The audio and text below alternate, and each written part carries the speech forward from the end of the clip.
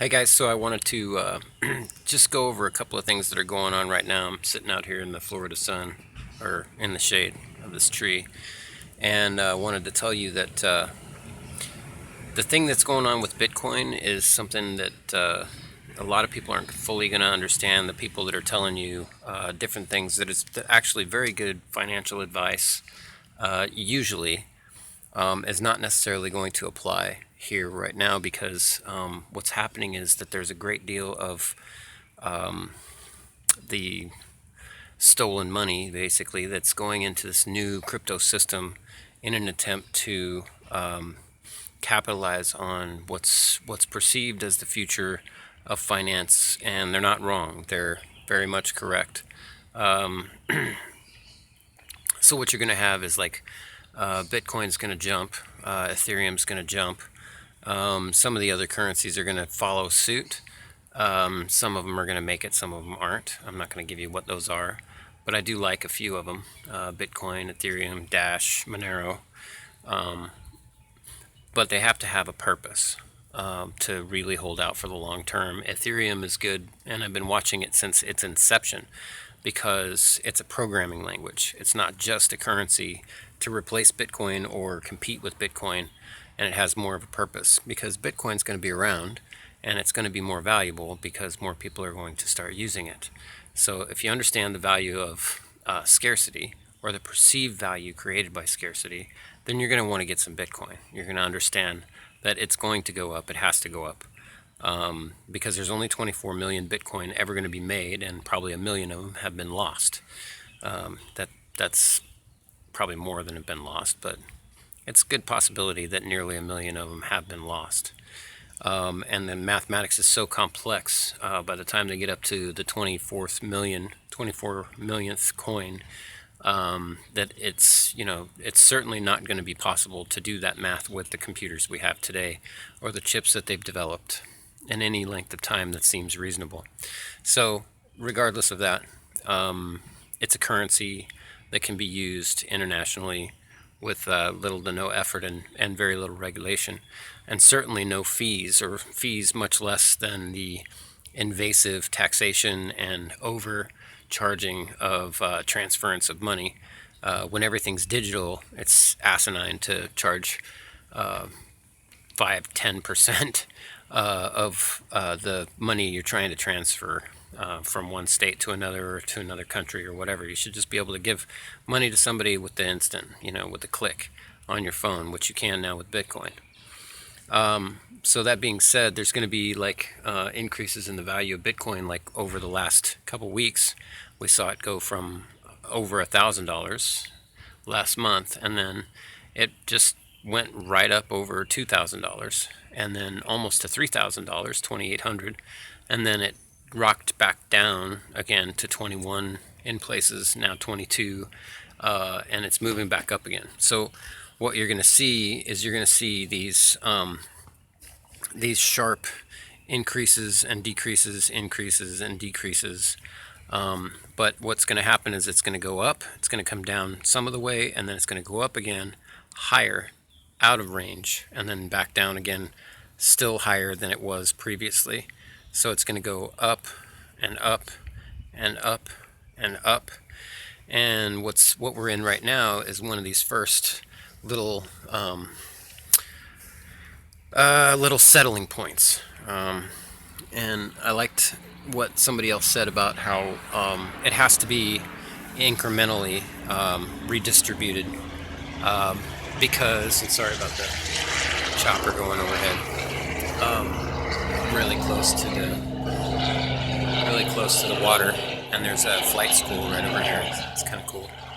But anyway, so what you're going to see is you're going to see these violent up trends in Bitcoin value and Ethereum, and they're both going to go much higher than they are now. So I'm seriously predicting at least 5,000 by the end of July. And I'm thinking it may happen a lot sooner than that. I think it's going to be a really interesting summer. Now the other thing is, regardless of what the mainstream news has been telling you, and the weather and all this stuff, the planet's not getting hotter. It's not record highs that we're actually seeing internationally. It's record cold. And if you know anybody that lives in New Mexico, they've been having snow, unusual snow, all the way up until maybe a couple of weeks ago. And there are radical storms going on, a lot of stuff, and it doesn't have a lot to do with the carbon content on the planet. So I want to make it very clear, if I'm going to talk about weather and the fact that global warming is a fiction, I want to make it very clear that I'm not pro letting these corporate entities just pump garbage into our ecosystem. I think it's ridiculous that we allow that, and the EPA should be, and a lot of the people that are, in the EPA or have been responsible should be jailed for their corrupted decision making.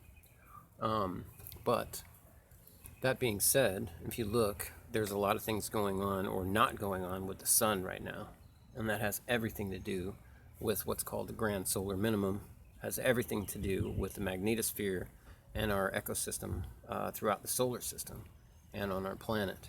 So we've got a lot of weird stuff that we're exposed to right now because our magnetic field is not being tickled by the sun constantly, which makes it, which stimulates the magnetic field, which is our shield of protection from the cosmic rays and things like that. And we have energies that we haven't been subjected to being bombarded directly into our planet, into our atmosphere, and through us. And a lot of people are acting kind of crazy. You'll notice that it's really easy to get anxious, and some people are going to be blissed out, and some people are going to be like overly anxious. But anyway, so those are things to watch out for. And if you fly a lot, I would definitely take a look at what's happening with the cosmic rays before you actually fly, on the dates that you fly. And if you fly a lot, I would look at how to different ways to get radiation out of your system, because you're going to be subjected to a great deal more radiation as you go up to 30,000 feet than you are on the ground. And that's not a joke. That's for real. And there's ways that you can remove radiation from your system. There's ways that you can treat yourself for a lot of different things that have nothing to do with what they're going to make money from and sell you from the big pharma. So these things are going to come to pass. These things are going to come to the light.